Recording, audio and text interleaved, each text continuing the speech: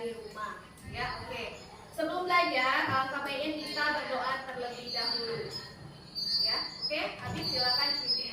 Sebelum memulai pelajaran pada pagi hari ini, marilah kita berdoa menurut agama dan kepercayaan masing-masing. Berdoa mulai.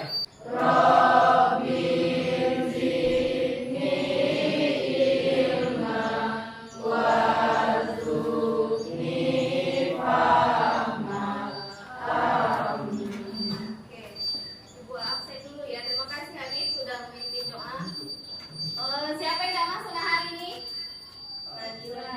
Nabila. Apa kabarnya Nabila? Baik. Siapa lagi? Anjar. Anjar apa kabarnya? Baik juga. Kita doakan sama-sama semoga teman kita ketiga-tiganya cepat sehat kembali, cepat pulih, sehingga bisa berkumpul dan bisa belajar bersama seperti biasanya. Amin ya Allah.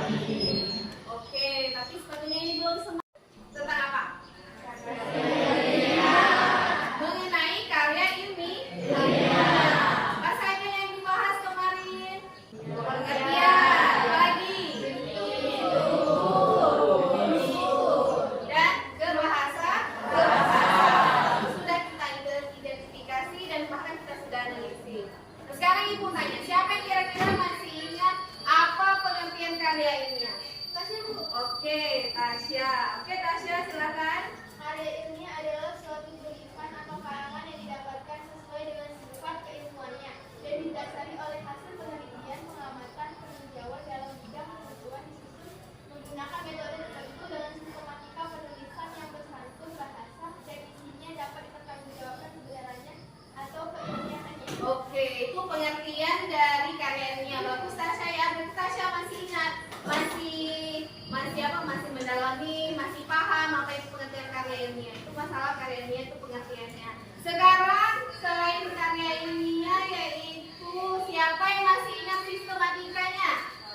Oke, Aulia silakan. Sistematika dari karya ilmiah yang pertama adalah judul, yang kedua adalah pendahuluan, yang ketiga adalah latar belakang, yang keempat rumusan masalah, yang kelima tujuan, yang keenam kerangka teoritis, yang ketujuh metodologi penelitian, yang kedelapan pembahasan, kesembilan kesimpulan dan syarat, dan terakhir daftar pustaka. Oke, benar. Ya, itu bagian dari sistematikanya atau bagian dari struktur karya ilmiah. Ada 8. Nah, itu yang akan kita terapkan nanti dalam kegiatan. Tapi sebelum itu, kira-kira ada yang tahu tidak apa manfaat kita mempelajari karya ilmiah dalam kehidupan sehari-hari?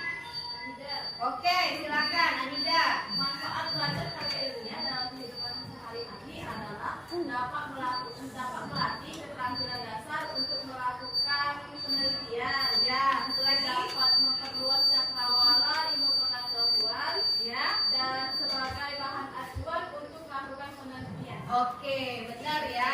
Nah, jadi setiap pembelajaran itu ada manfaatnya nak dalam kehidupan sehari-hari. Terutama materi yang sedang kita pelajari yaitu materi karya ilmiah. Gitu ya.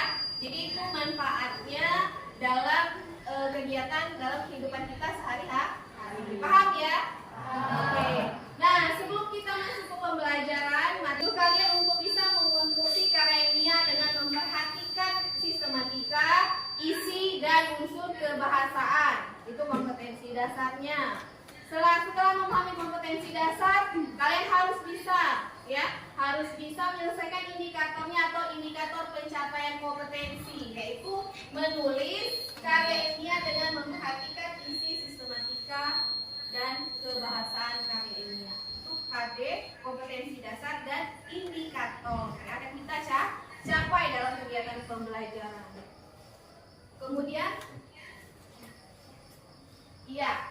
tujuan pembelajaran. Jadi, kita belajar hari ini itu ada tujuannya. Ya. Kalau kemarin kita menganalisis, mengidentifikasi mengenai sistematika, strukturnya, kaidah kebahasaan, hari ini kita akan menulis. Apa yang ditulis? Apa? Iya, kita akan menulis karya ilmiah.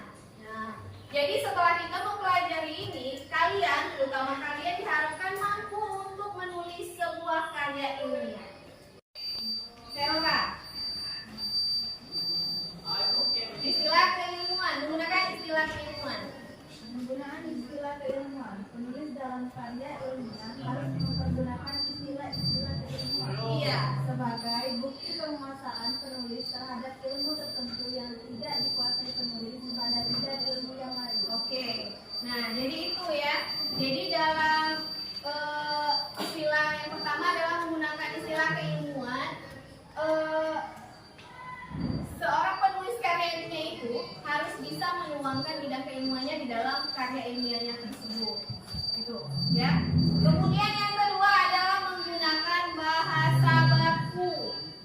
Jadi bahasa baku yang digunakan dalam karya ilmiah itu harus bahasa yang baik yang benar. Kemudian juga EYD-nya harus benar. Jadi memang betul-betul diperhatikan dalam penulisan karya ilmiah sendiri. Makanya menggunakan bahasa yang baku. Jadi perlu diingat ya nak ya, jangan menggunakan bahasa yang tidak baku. Berhubung karya ilmiah ini adalah sebuah karya yang resmi, yang formal, maka harus menggunakan bahasa Indonesia yang baik dan benar atau bahasa baku tadi. Itu ya, paham? Paham. Oke. Kemudian ada bersifat denotatif. Nah, bersifat denotatif. Oke, jadi makna denotatif itu maknanya satu, tidak boleh maknanya ganda. Jadi makanya menggunakan makna denotatif. Ya, jadi sesuai dengan aturannya. Jadi dalam menulis karya ilmiah itu tidak meskipun tidak asal-asalan, memang ada aturannya. Ya, ada aturannya, ada kaidahnya. Makanya dibuatlah unsurnya. Jadi unsurnya itu diperkecil lagi apa-apa saja yang harus diperhatikan dalam menulis karya ilmiah. Selain itu juga masih banyak yang perlu diperhatikan. Ya, setidaknya ini sudah memberikan gambaran kepada kalian bahwa dalam menulis karya ilmiah nanti, terutama makalah itu, gunakanlah unsur bahasa yang seperti ini. Ya, dimulai dari bahasa keilmuannya ada, ya, kemudian menggunakan bahasa baku. Itu yang perlu diingat. Paham ya? Sampai situ batas yang bersifat denotatif kebuat. Nah, jadi ambigu itu dua makna. Jadi maknanya itu memang harus satu. Kalau kita menulisnya pakai bahasanya satu makna, otomatis orang yang bacanya paham. Tapi kalau kita menggunakan bahasa yang di dalamnya terkandung makna ambigu, orang yang membacanya juga akan kesulitan. Oh, apa sih kira-kira karya ilmiah yang dibahas ini? Karena tidak sesuai dengan apa yang disampaikan. Karena dia menggunakan makna, di dalamnya terdapat makna ambigu. Kemudian yang terakhir rasional. Jadi keruntutan pikiran yang logis di sini artinya penulisannya itu harus sesuai dengan urutannya, sistematikanya. Pemikiran siapa Bu? Pemikiran penulis. Nah, itu ada bagian unsur kebahasaan. Ada yang bertanyakan unsur kebahasaan? Ada? Ada yang unsur kebahasaan yang mau ditanyakan? Lain? Oke, Pak Ratu. Bahasa seperti apa Bu yang harus digunakan dalam penulisan karya ilmiah? Oke, nah masalah unsur kebahasaan tadi itu harus menggunakan bahasa Indonesia yang baik dan benar atau bahasa baku, ya. Jadi bahasa baku yang benar-benar sudah diatur sesuai dengan kaidahnya, jadi diatur sedemikian rupa, ya. Itu. Jadi memang bukan bahasa bebas, tapi memang ada aturan. Itu ya Ratu? Paham? Oke, kita lanjut ke langkah-langkah. Jadi dalam menulis karya ilmiah itu ada langkah-langkahnya. Nah, masih semangat? Masih. Terakhir konsentrasi. Iya. Nah, oke, nah sekarang kita lanjut ke langkah-langkahnya. Nah, di sini sudah Ibu tuliskan. Ada 4 langkah. Langkah-langkah dalam menulis. Berhubung kita menulis karya ilmiah, kita harus tahu dulu apa sih langkah-langkah. Seperti kita mau misalnya mau ke pasar, apa yang harus kita lakukan? Dan mungkin langsung tiba di pasar. Ya pasti ada prosesnya. Juga dengan menulis karya ini. Nah, jadi dalam menulis itu langkah pertama yang harus memang kita perhatikan, yaitu menentukan topik. Setelah dapat topik yang menarik, setelah diriset, setelah dicari tahu kira-kira topik ini kalau dituangkan dalam karya ilmiah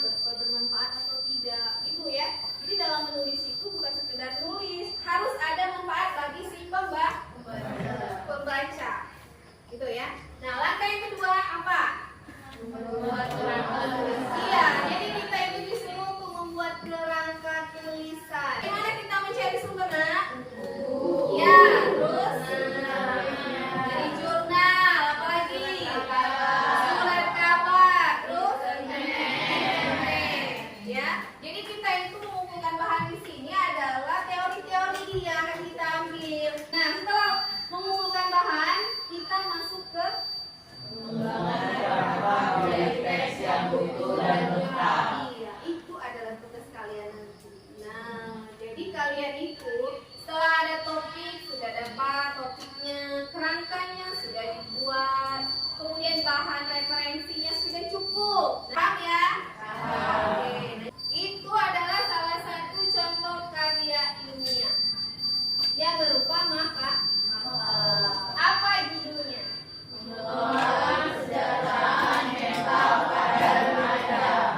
mengelola kesejahteraan mental. Kemudian penutup berisi kesimpulan. Apa yang disimpulkan dari topik tadi? Ya, ini contoh karya ilmiah yaitu makalah. Iya, topiknya apa? Beserta judulnya. Topiknya. Kelihatan anak? Topik. Ya. Nah, topiknya ini di sini, kemudian penyusunan kerangka. Ya, jadi kerangkanya dulu belum menjadi sebuah karya ini.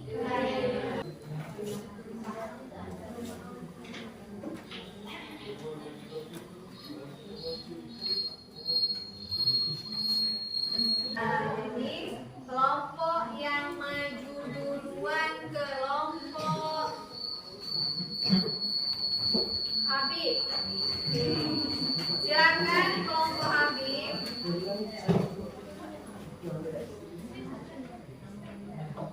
Maju untuk menyampaikan hasilnya.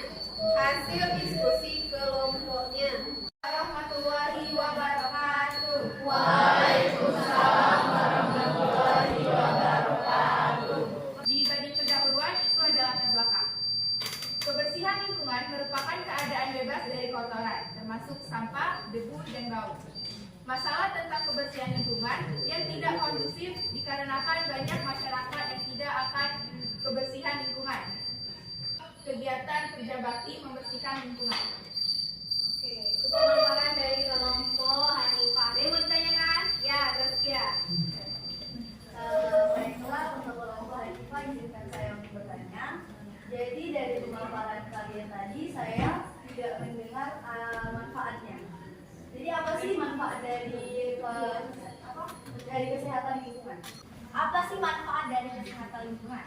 Manfaatnya adalah terhindar dari penyakit yang disebabkan oleh lingkungan yang tidak sehat. Lingkungan menjadi lebih baik, bebas dari polusi udara dan juga air, menjadi lebih bersih dan aman untuk digunakan.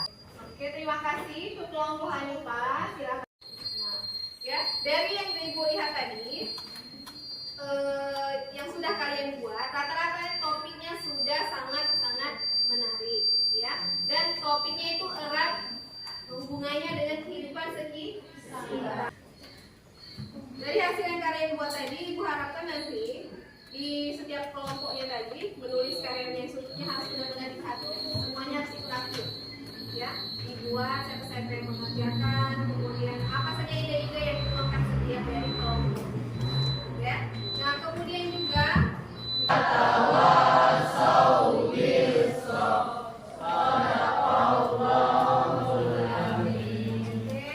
sebelum Ibu keluar, pesan Ibu tetap semangat ya, tetap jaga kesehatan, tetap belajar rajin-rajin di rumah, supaya setiap kali kita bertemu dalam kegiatan pembelajaran menjadi lebih menyenangkan. Oke, Ibu akhiri pertemuan kita hari ini, kita lanjut minggu depan. Ibu akhiri, wabillahi taufiq wal hidayah. Wassalamualaikum warahmatullahi wabarakatuh.